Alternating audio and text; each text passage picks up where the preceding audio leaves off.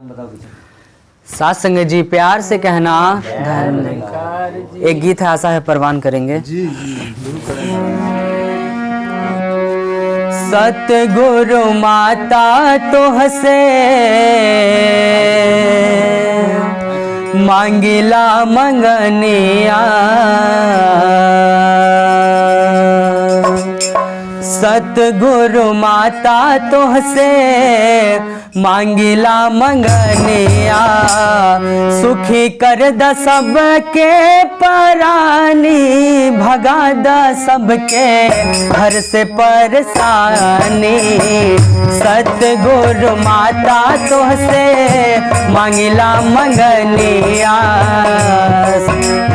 माता तो से मांगिला मंगनिया, सुखी कर द सबके परानी, भगा द सबके घर से परेशानी।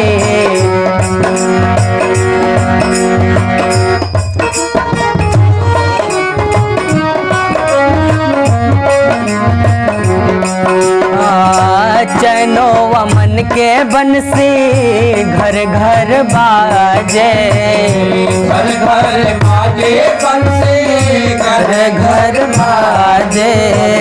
नित नई नई खुशी घर घर नाचे, घर घर नाचे खुशी घर घर नाचे।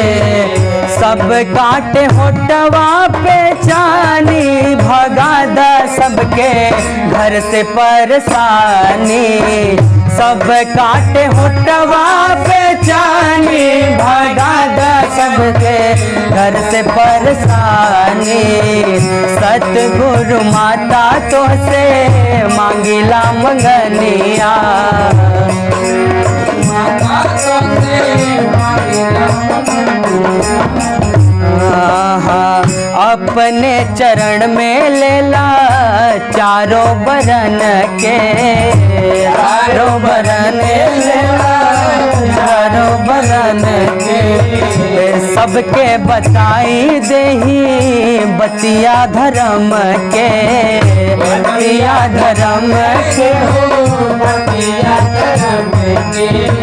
माता हमरे बिनती के मानी, भगा दी सबके घर से परेशानी।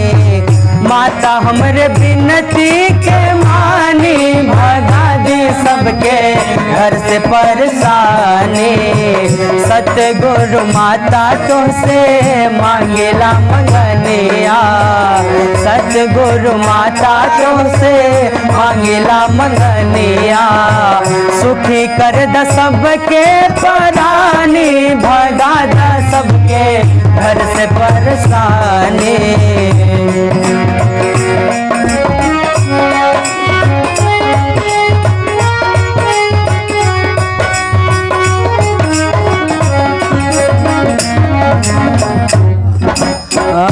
रोहन माता जी से करतानी प्रेयर, रोहन माता जी से करतानी प्रेयर। भास्कर मानी प्रेयर दिन एंड देयर, भास्कर मानी प्रेयर दिन एंड देयर। सबके बना द ब्रह्म ज्ञानी, भगा द सबके घर से परेशानी।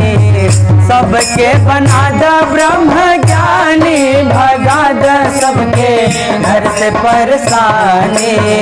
सतगुरु माता तो से मांगिला मंगनिया, सतगुरु माता तो से मांगिला मंगनिया, सुखी कर द सबके परानी, भगा द सबके घर से परेशानी।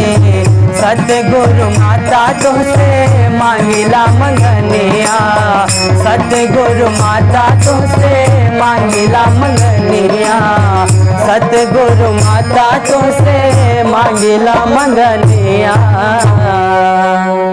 साथ संग जी प्यार से कहना धन निरंकार जी।